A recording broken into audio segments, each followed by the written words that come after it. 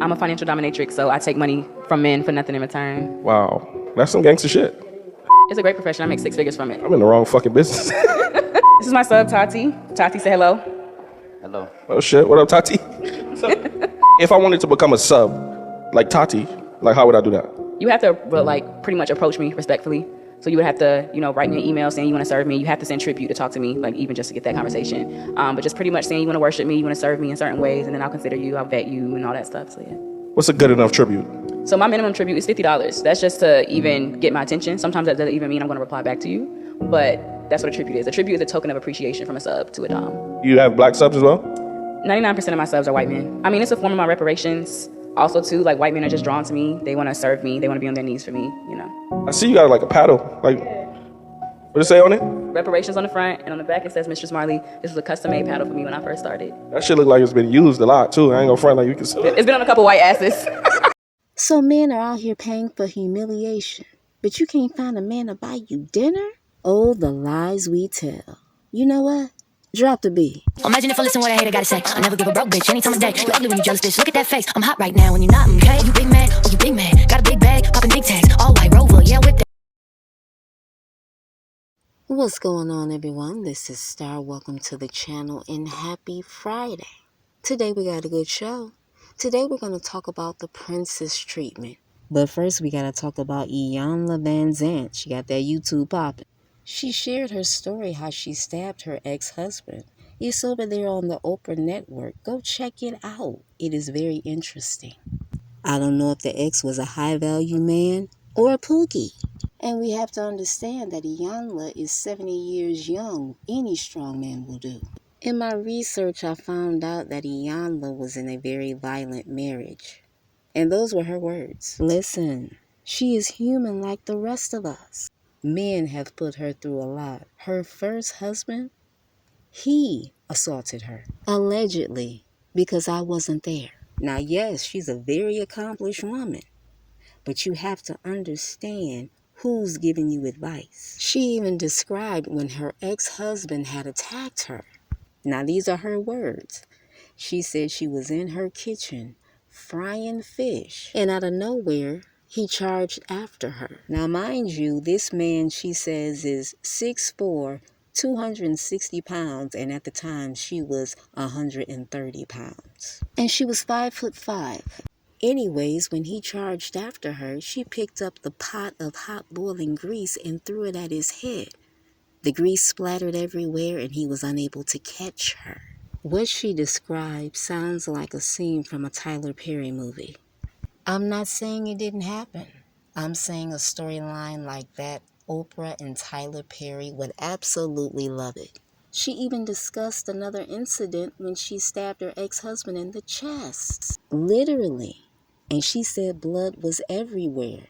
She even said when the cops came on the scene and saw the blood, she pretended like she didn't know where it came from. These are her words. Now, was her ex-husband a bus driver? I gotta go look that up. Let me look that up right now. So I'm looking at this article and it says her first marriage was in 1973. She had already had a child at 16. Wait a minute. She grew up in an abusive home? In this article, it says that she thought that abuse was normal. This is a lot.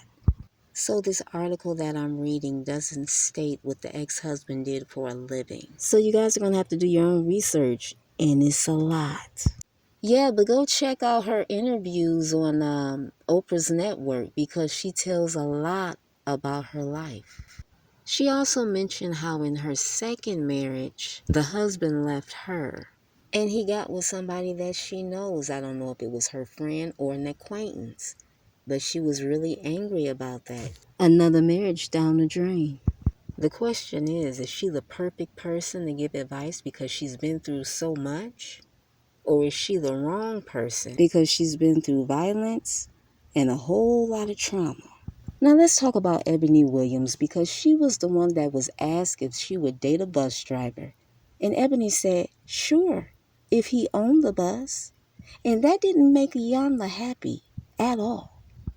When she asked her that question the first time, Eboni ignored her. Now, I don't know if that was intentional or not, but that was funny as hell.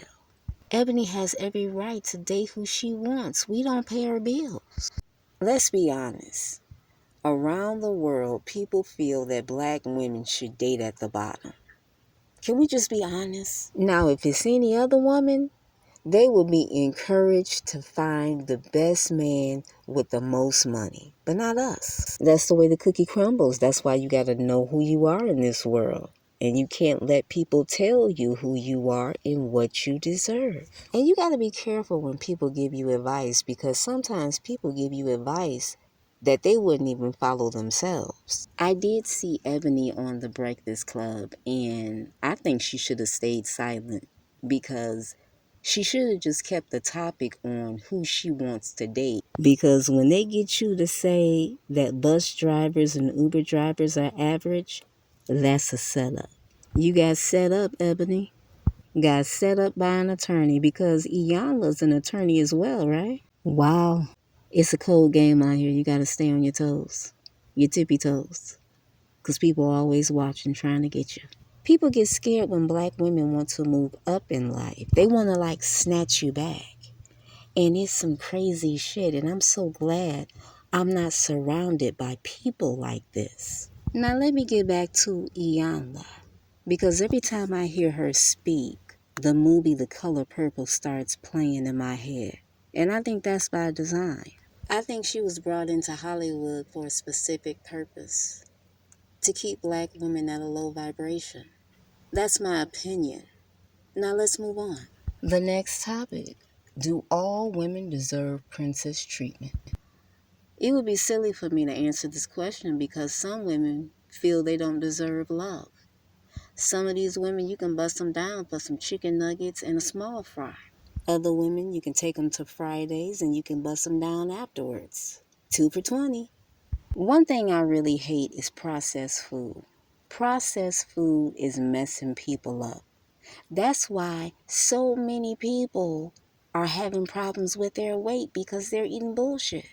I'm guilty of it myself, and I had to get it together. And men actually expect you to bust it wide open for some processed food. If you don't get the hell out of here. If you're expecting every man to treat you like a princess, you are out of your mind. These men don't even like their mothers. Months ago, I did a story on a black man who not only assaulted his mother, but he also sexually assaulted his mother. It is crazy out here. These men don't know the first thing about princess treatment, because most of them saw their mothers get treated like shit by numerous men. There's a quiet war going on between the manosphere and celebrity men. The manosphere has a challenge on their hands, because these men don't have the power of these celebrities. And then here comes Iyanla to the rescue. Iyanla is coming from a generation where they weren't getting to the bag like the women are now. It's a whole different ball game. I think she needs to share her story, her real story of abuse, on her YouTube channel, and let the young women know what she really went through and how we can avoid it. That's what she should do. You know, I used to laugh at the term mammy, and now I perfectly understand, because we got the mammy and black men coming together to destroy black women. And it's definitely orchestrated. You could see it. You could see it. It's like glass. Iyanla is being used to keep the black women in check. Don't get too full of yourself. Don't think you're better than anybody else. That's what she's here to do. That's her new assignment. She's no longer on Oprah, right? Oprah's network? Or is she still on there? I don't know. I don't watch television. A lot of these celebrities are racing to YouTube because it's a quick bag. They can call up their celebrity friend, hey, let me talk to you for an hour on YouTube. YouTube is a new Hollywood stage. On YouTube, people are racing to see who can get to the story first, who can jump on that algorithm first. Me, I want the facts. I want all the facts, as many facts as I can get. I like being thorough. I don't like jumping on a story and then I have to make 20 videos doing updates. No, thank you. These celebrities are going head to head with these big creators on YouTube, and it's interesting to watch. Let's get back to the main topic, princess treatment. Some women are getting fully taken care of by men. Why? Because they're feminine women. And then there are other women, they can't get a man to buy them a damn Subway sandwich. And they're wondering why. It's the way you carry yourself. If you carry yourself like a man, you're going to get treated like a man. In my family, I get made fun of a lot because they say, oh, you're so feminine. You're so girly. Sometimes this makes people uncomfortable. And it's unfortunate. But I grew up with a very feminine mother. And my aunt was very feminine. So I was doing what they were doing. My mother and aunt were very well taken care of. And members of the family, they didn't like that too much. Last spring, I was invited to an event. And after the event, as I'm walking to my car, I noticed the tire is going flat. So I run to the tire. I get on my knees. I'm in a long flowing dress. I think I ran over a nail or something. Anyways, a man ran over to me and he said, you shouldn't be on your knees with this long flowing dress on. Let me change the tire. I then popped my trunk and I let him proceed to change the tire. When you're a feminine woman, men will gladly do for you. This YouTube shit right here, this is the most masculine thing I do in my life. I don't run around in real life screaming this shit. Are you crazy? I do this for YouTube and YouTube only. Now let's talk about the black man that was unalived by the white man on the New York subway. Go ahead and put up that picture of Jordan Neely, please. This black man, who was well known for impersonating Michael Jackson in New York City, he was choked out by a white man. Excuse me.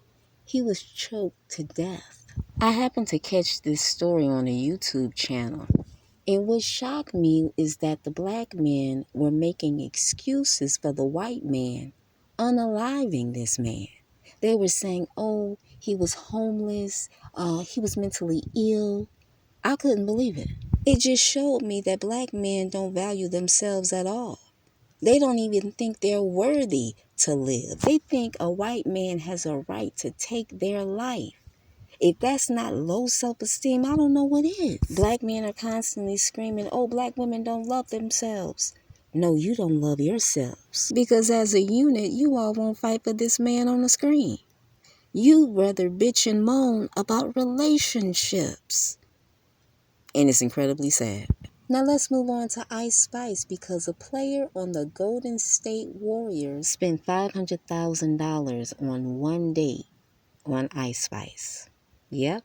When a man really wants you, he's going to spend whatever he got to spend. It ain't tricking if you got it. Men absolutely hate stories like this because they don't like spending money on dates. They want to spend as less as possible. Ice Spice has these men digging deep in their pockets. Stop shortchanging yourself out here. Good night. I'm Star. Thank you for coming to the channel. Good night.